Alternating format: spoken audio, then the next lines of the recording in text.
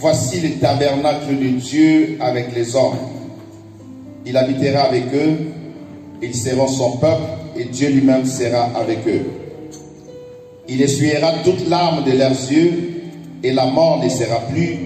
Et il n'y aura plus ni deuil, ni cri, ni douleur, car les premières choses ont disparu.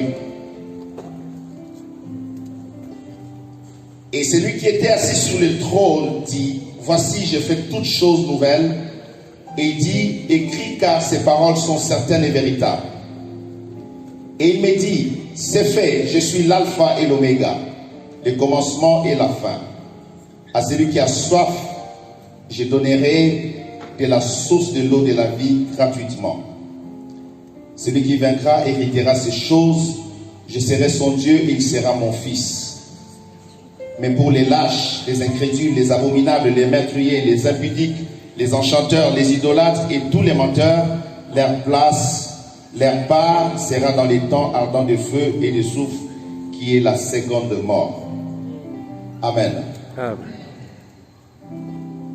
Cette parole est riche et elle nous interpelle tous ici. L'apôtre Billet, mon père, il était un enseignant, un très grand enseignant de la parole de Dieu. Il nous a établis dans la parole. Partout dans le monde où vous passez, vous allez vous rendre compte que tous les enfants de Cité Bethel sont assis dans la parole. C'est ça la marque de distinction. La première chose que vous allez vous rendre compte que ce sont des enfants qui connaissent la parole. Quelqu'un peut me donner un bon amen? Amen. Pourquoi? Parce qu'ils ont été au pied d'un grand enseignant de la parole de Dieu. Quand nous sommes arrivés ici à Paris, à l'époque, dans les années 86, la première chose qu'on nous demandait, vous venez d'où? De quelle église du Congo? On disait, nous, on est de Cité Bethel. Et on nous distinguait par la grâce de la parole, la connaissance de la parole. Notre vie était fondée sur la parole de Dieu. Alléluia. Amen. C'était la marque des distinctions qui accompagnait tous les enfants qui sont passés à Cité Bethel. Et nous rendons grâce à Dieu pour ce travail que notre papa a fait dans nos vies. Alléluia. Amen. Mais comme je disais hier soir, dans le travail que papa faisait dans l'église, sa plus grande préoccupation, c'était que ses enfants puissent voir le ciel de Dieu. Qu'ils puissent vivre sur terre comme des vrais chrétiens, authentiques, qui connaissent la parole de Dieu, mais qu'à la fin de leur marche, qu'ils puissent hériter les royaumes des cieux. Quelqu'un me donne un bon amen. Amen. Et je voulais dire ceci ce soir, toi qui nous as rassemblés ce soir. Le départ de papa dans la gloire est une grande victoire. Je disais c'est une grande victoire. Quand un saint, un homme de sa taille spirituelle, nous ne parlons pas, moi je ne dis même pas qu'il est mort, je dis qu'il est retourné dans la gloire auprès du Père. Est-ce qu'on peut acclamer le Seigneur pour cela? Je ne dis pas qu'il est mort parce que les esprits ne meurent pas. Amen. Alléluia. Amen. Les esprits ne meurent pas. Ils continuent leur marche. Yes. Je pense que le temps de son repos était arrivé. Alléluia. Amen. Le temps de son repos était arrivé. Papa n'est pas mort.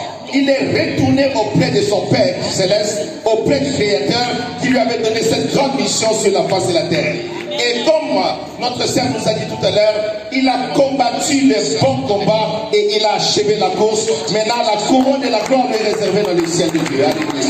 Nous avons cette espérance-là. Quand nous pleurons notre papa, nous pleurons avec l'espérance qu'en ce moment ici, il est auprès du Seigneur. Non seulement il est auprès du Seigneur, mais il est dans la gloire de Dieu.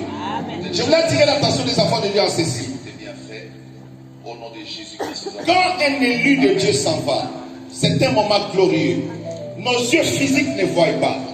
Mais dans le spirituel, un géant, un homme, un baobab, comme on dit l'expression tout à l'heure, quand il s'en va, il y a une mobilisation des anges de Dieu. Il y a des chars de Dieu qui descendent du ciel pour venir les prendre et les escorter au ciel. C'est un moment glorieux. C'est vrai, c'est la douleur de la séparation. Mais le départ d'un loin de Dieu comme papa l'apôtre Billet Moulaya, c'est un moment qui est préparé dans le ciel. Le ciel prépare pour l'accueillir. Le ciel mobilise les anges. Le ciel prépare les chars qui doivent descendre de son trône de gloire et venir prendre son serviteur et l'amener dans la gloire éternelle. Quelqu'un dit un bon amen à cela. Alléluia. Amen. Suivez-moi mes amis, parce que j'ai que 15 minutes. La Bible dit, puis je vis un nouveau ciel et une nouvelle terre. Car le premier ciel et la nouvelle terre avaient disparu et la mer n'était plus. Ça, ce sont des choses qui sont devant nous. Et puis il dit, et j'ai vu descendre du ciel d'auprès de Dieu la ville sainte, la nouvelle Jérusalem, préparée comme une épouse qui s'est parée pour son époux. Et j'ai entendu du trône une forte voix qui disait, voici le tabernacle de Dieu avec les hommes. Il habitera avec eux et ils seront son peuple. Et Dieu lui-même sera avec eux. Dieu lui-même sera avec eux.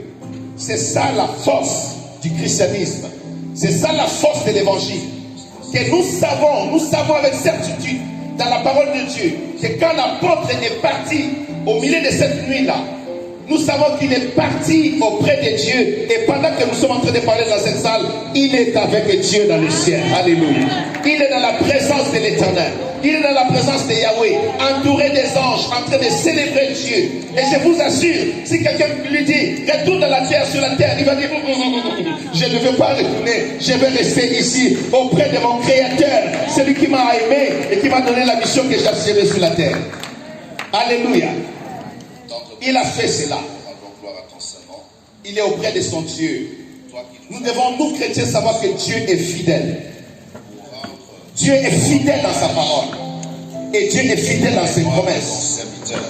Nous les chrétiens, nous dormons, mais nous ne mourrons pas. Parce que bientôt la trompette de Dieu va sonner. Quelqu'un me donne un bon amen. Parce que la Bible dit, ne vous inquiétez pas au sujet de ceux qui dorment. Parce que c'est ça que papa nous a enseigné. Il nous a appris l'enlèvement. Que l'enlèvement de l'église, c'est un événement que l'église doit attendre. On doit se préparer à cela. Car très bientôt, ceux qui dorment dans la poussière de la terre, ils entendront la voix du Fils de Dieu. La trompette sonnera. Et la Bible déclare, et les morts en Christ ressusciteront premièrement. Et ils monteront dans les ciels. Et nous qui sommes restés, nous serons transformés. Et à un clé, nous serons avec le Seigneur. Quelqu'un me donne mon amen. Très bientôt, mes amis, nous serons dans la gloire de Dieu. Papa a fait sa marche avec beaucoup de gloire. Un homme respectable et un homme que je crois que l'histoire ne cessera de parler de lui. Parce qu'il a travaillé comme il fallait travailler pour le Seigneur. Sa priorité c'était l'œuvre de Dieu, comme je disais hier soir.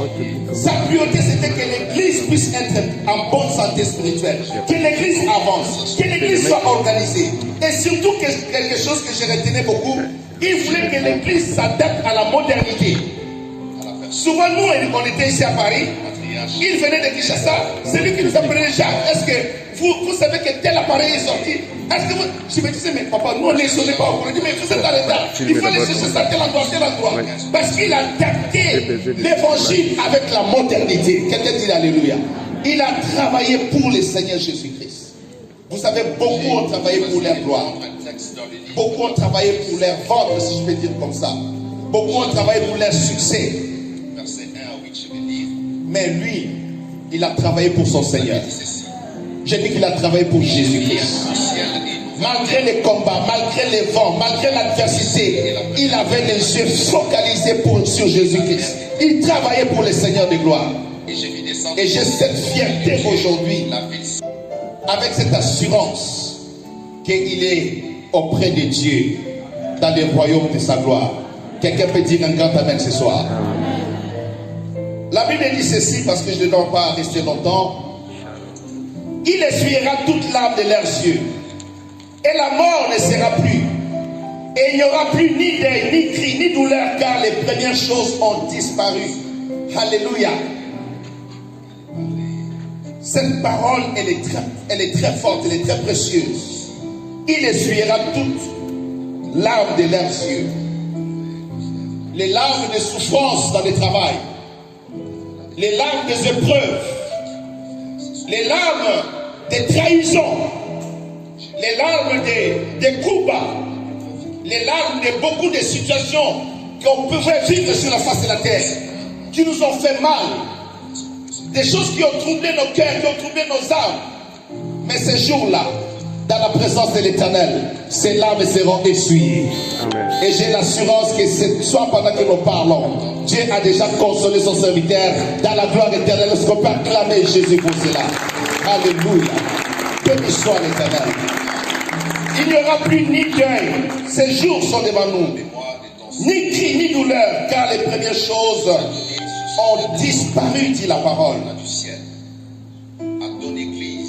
Et j'aime le verset 7, celui qui vaincra, à travers des enseignements, des séminaires, des conférences, celui qui vaincra héritera ces choses.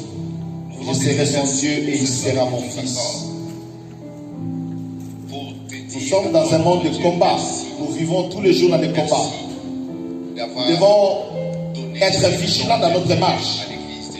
Savoir que chaque jour, nous devons nous préparer. Chaque jour, nous devons être prêts. Que si Jésus-Christ arrive aujourd'hui, que nous soyons prêts de rentrer dans la gloire de Dieu. Parce que très bientôt, la trompette de Dieu va sonner. Le monde tend vers sa fin. L'église doit être enlevée. L'église doit se préparer. Parce que le message de papa, c'était l'enlèvement de l'église. Il nous parlait de l'enlèvement. Il répétait déjà, prépare-toi. Il faut vous préparer. Le Seigneur reviendra vous chercher. Il y a un jour, la trompette de Dieu sonnera. N'oubliez pas cela. Il nous a préparés pour que les jours de l'enlèvement, nous ne puissions pas rater. Que nous puissions être avec le Seigneur. Donne-nous un bon amen. Et dit, celui qui vaincra héritera ces choses. Je serai son Dieu et il sera mon fils. Quelle grâce, quel privilège. Ne menez pas votre vie selon la mouvance de ce qui se passe à Paris. Menez votre vie dans l'obéissance à la parole. Menez votre vie dans l'obéissance à la parole. Le peu de temps que Dieu m'a accordé de rester avec papa, il me demandait toujours, Jacques, il faut craindre Dieu. Et il faut obéir à la parole. La parole de Dieu doit être l'absolu de notre vie. On doit vivre une vie d'obéissance à la parole de Dieu. Si nous n'obéissons pas à la parole, nous sommes en train de nous éloigner de notre destinée céleste. Or, la raison de l'église, c'était de nous préparer pour que quand Christ va arriver, que toute l'église soit enlevée et rentre dans la gloire de Dieu. Nous devons poursuivre cet idéal-là. Nous devons poursuivre cette vision que le jour du Seigneur nous trouve préparés et que nous rentrons dans cette gloire. Je vais prendre un dernier texte par lequel je vais arrêter mon intervention ici. C'est dans le livre d'Apocalypse toujours, chapitre 14, versets 12 à 13. Apocalypse 14, 12 à 13 nous dit ceci. C'est ici la persévérance des saints qui gardent les commandements de Dieu et la foi de Jésus.